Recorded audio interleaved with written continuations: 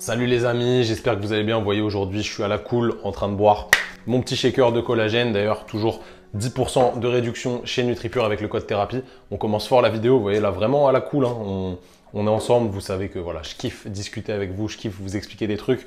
On est parti pour une vidéo sur les douleurs de genoux. On va voir ensemble 3 exercices clés. Si tu nous suis, tu as bien vu qu'il y a 3 semaines, on a balancé une vidéo avec 3 exercices clés pour débuter un renforcement et améliorer ton contrôle moteur au niveau du genou et de la hanche, parce que c'est super important, les deux sont liés. Il y avait aussi un petit travail de cheville si tu as bien regardé. Aujourd'hui, on va passer au niveau 2 avec des exercices un petit peu plus complexes. Donc avant même de regarder la vidéo, je t'invite à t'abonner, à liker et à activer les cloches.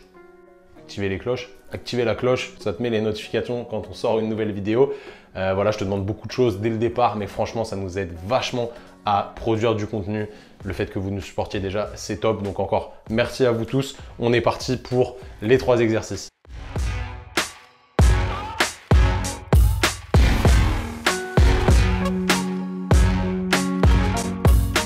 Ok, donc un genou, c'est une articulation charnière. Je l'ai dit dans la précédente vidéo d'ailleurs, n'hésite pas à aller la voir si tu ne l'as pas encore vue.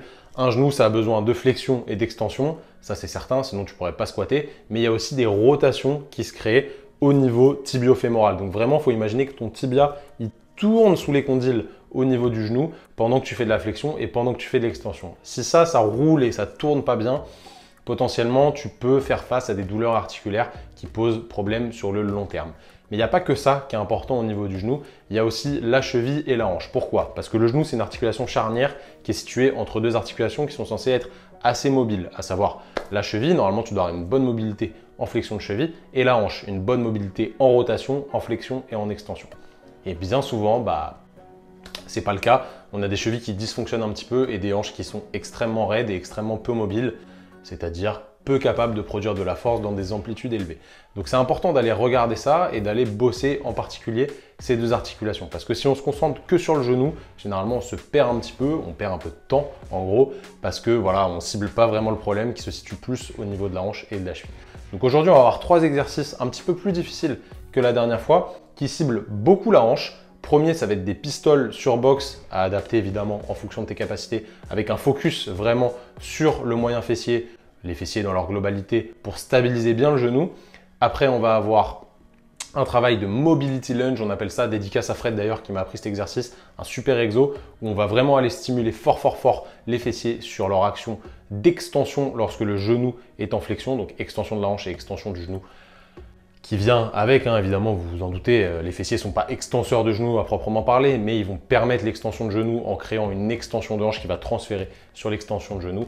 Et pour finir, un exercice assez intéressant en unilatéral du hip thrust en single leg. Donc le but, ce sera d'activer fort les ischios et les fessiers pour générer une poussée assez forte dans le sol et venir stabiliser aussi le bassin qui peut potentiellement tourner. Je te laisse regarder ça tranquillement et on se revoit juste après. Alors premier exercice, tu vas venir prendre un élastique, tu le mets juste sous ton genou au niveau du tibia, pas un élastique fort parce que sinon ça va être beaucoup trop dur. L'idée, ça va être de abducter un petit peu au niveau de la hanche, alors pas trop, le but c'est pas de faire ça non plus, en gardant quand même le genou dans l'axe de la pointe du pied. Ça va t'empêcher de rentrer, donc en gros lui il va te tirer vers l'intérieur, toi tu luttes contre lui tout le temps pour qu'il te fasse pas faire ça, donc tu restes vraiment activé au niveau des fessiers. Tu viens monter ici et le but ça va être de descendre sur ton pistol, lentement. Dès que tu touches le sol, si c'est trop difficile, tu t'aides en step-up pour remonter.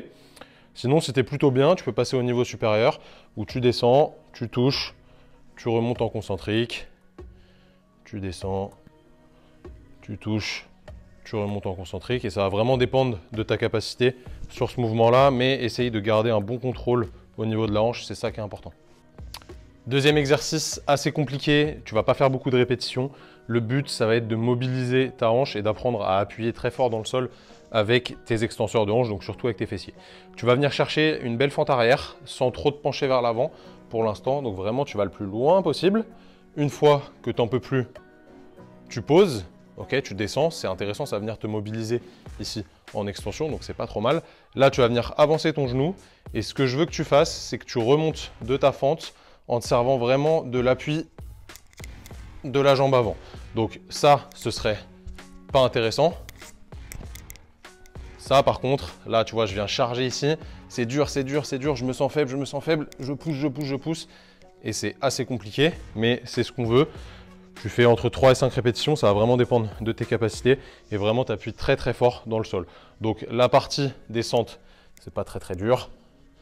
Ce qui est dur, c'est de venir remonter ici et de charger fort, fort, fort, fort, fort, fort, fort sur l'avant. Et tu auras un petit point de rupture qui est difficile à passer. Mais il faut que tu résistes à ce niveau-là. Et dernier exercice du single leg hip thrust. Donc tu viens poser ta barre en hip thrust et ensuite tu appuies bien ton talon dans le sol. Donc tu vois, talon gauche de Simon, là il vient vraiment écraser le sol. Et tu fais une extension bien violente au niveau des hanches et tu es lent sur la descente. Ok l'ami, j'espère que les exercices t'ont plu. Si jamais tu trouves ça trop difficile ou trop facile, dis-le dans les commentaires. On te donnera peut-être d'autres détails pour essayer de complexifier ou de faciliter la tâche. Adapte évidemment le nombre de séries et le nombre de répétitions à tes capacités actuelles. Et si jamais tu as mal au genou depuis très longtemps, que tu n'arrives pas à t'en sortir, notre programme Un genou sans douleur est toujours disponible. Je te mets le lien dans la description, tu as juste à cliquer en dessous. Tu auras un lien qui t'amène sur notre site, tu pourras regarder. C'est un programme qui est fait sur 12 semaines, qui est vraiment ultime pour les douleurs de genoux liées à la pratique sportive. J'espère que tu as kiffé, n'oublie pas de t'abonner à la chaîne et on se dit à dans 3 semaines pour la suite des exercices avec les exercices finaux pour aller vraiment chercher un maximum de capacité au niveau du genou. Salut tout le monde!